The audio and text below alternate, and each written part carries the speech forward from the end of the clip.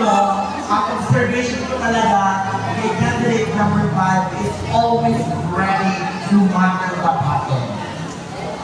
Diba? Ako ba candidate number 5? Kasi ang rehearsal namin, based for my observation talaga, sa kanila, kasi iba-iba kasi yung preparasyon. May ibang hindi pa po na nilalabas kung ano ang meron sila. But si number 5, talagang napaka-confident palagi. So, candidate number 5, pag ilang beses mo nabangon sila niya. Ako last year si Monica. Yung last year, napasok ko ba? You are the second runner-up. Sa tingin mo ngayon, hindi ba ito sa tingin mo ngayon, ikaw ba ang mas deserve na manalo ng Miss SK Long Cup 2025? Napagkamot ko ang title. Inspire people. Ayan, thank you so much. Pero hindi pa yung final question ha.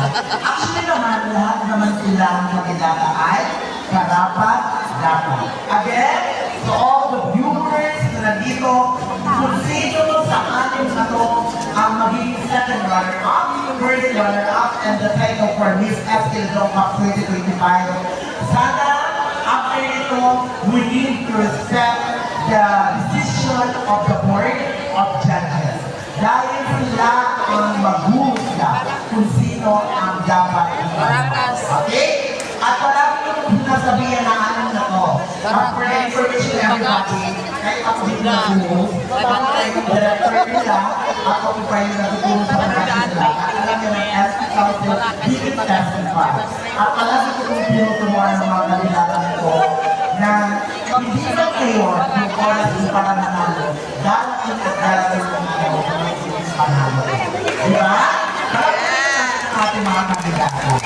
Ayan, so, huwag na natin patatagalin pa dahil alam mo kanina pa. Gusto niya sinagot ni candidate number 5. Once again, please welcome Miss Mansuala.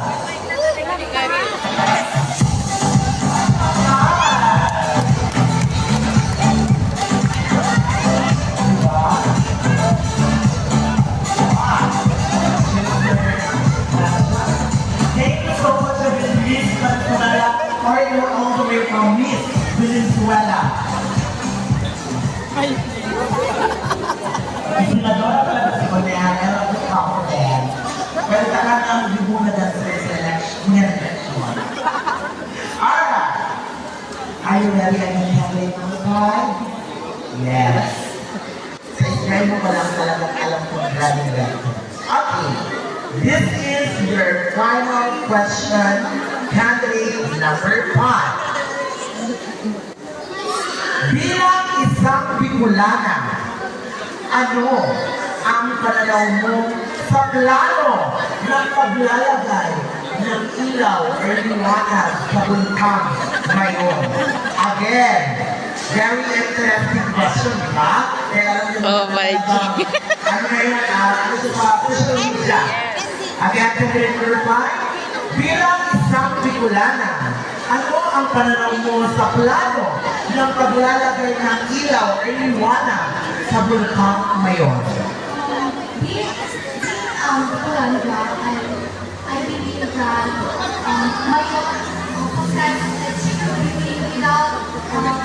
without artificial lighting. And we all know that lights conduct electricity that can cause forest fire. That bigger impact to all of the land. And instead of using it, let's use it instead with the community programs wherein to get better roads, healthcare, and upland. I believe that